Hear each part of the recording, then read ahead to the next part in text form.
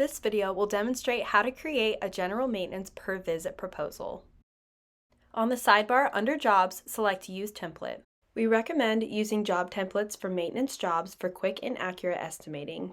From the proposal page, enter the name of the customer, then select the day of the week the service will occur.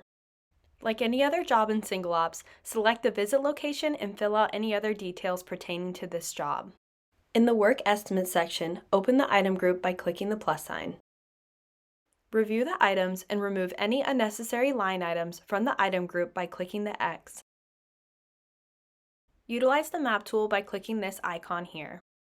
Click the hand icon to move the map. Click the polygon icon to measure square footage.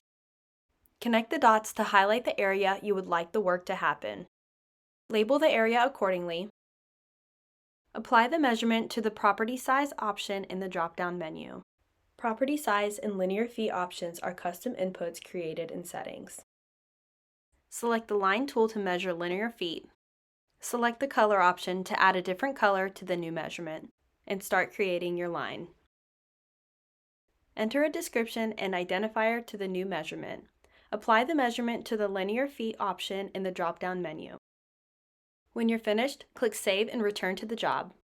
Under your list of line items, click Recalculate Quantities to update your line items with the estimated man-hours. For items that contain production rates with multiple variables, select the Quantity field to update. Enter the property or linear measurement and select Apply to update the estimated man-hours. Add a tax location and a sales rep, and when you're finished, click Save and Close.